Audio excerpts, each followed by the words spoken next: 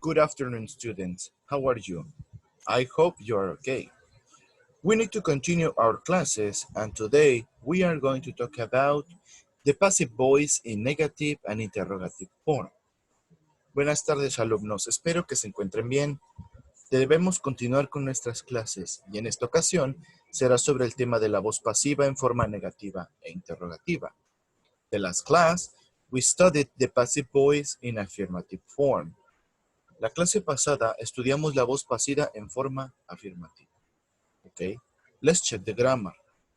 Okay, these are the three forms of the passive voice: affirmative, negative, and interrogative.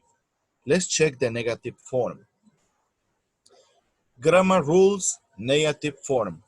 The elements I need are object, the verb to be in present or past, the verb in past participle, and the complement. Las reglas gramaticales para la forma negativa es que necesito al objeto del que voy a hablar, el verbo to be en presente o en pasado, el verbo en participio, que hay que recordar que es la tercera forma del verbo, y el complemento. We have an example. Cell phones aren't allowed in banks. Cell phones is the object. Aren't is the verb to be. Allowed is the verb in past participle. And banks is the complement. En la oración, los celulares no están permitidos en bancos. Cell phones es el objeto del que estamos hablando, del que recae la acción. Aren't es el verbo to be. En esta ocasión se encuentra en negativo y en plural porque cell phones está en plural. Allowed es el verbo en participio, la tercera forma del verbo. In banks es el complemento. Interrogative form. The verb to be in present or past, the object, the verb in past participle, and the complement. En la forma interrogativa solo hay un cambio muy sencillito, ya que primero vamos a utilizar al verbo to be. De igual manera, en presente o en pasado, en singular o en plural, dependiendo del objeto del que vamos a hablar, quien es el segundo elemento de la oración. Posteriormente, el verbo en participio y el complemento con el signo de interrogación. We have an example. Are cell phones allowed in banks? Are is the verb to be. Cell phones is the object. Allowed is the verb in past participle. In banks is the complement. ¿Los celulares están permitidos en bancos?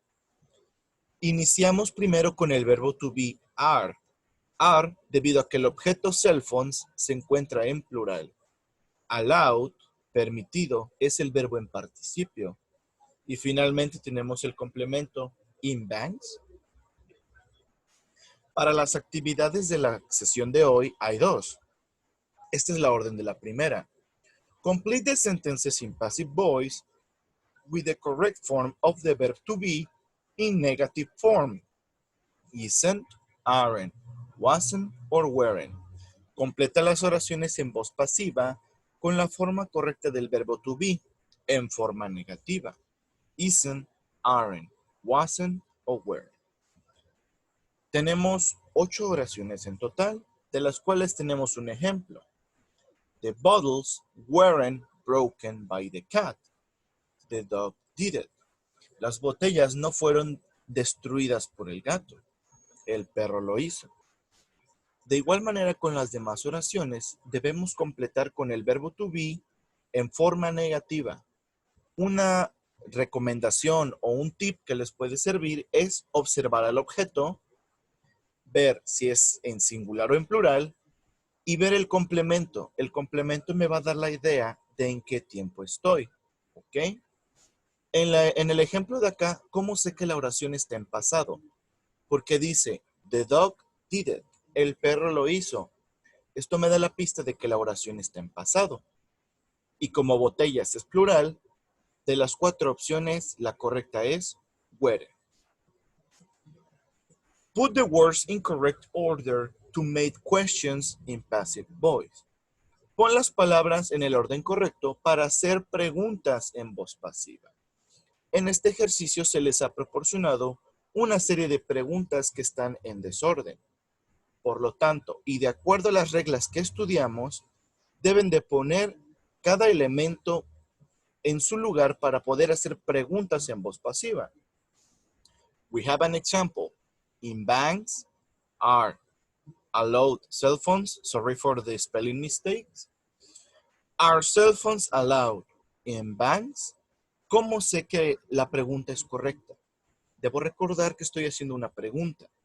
Por lo tanto, primero va el verbo to be, luego va el objeto del que voy a hablar, el verbo en participio y finalmente el complemento.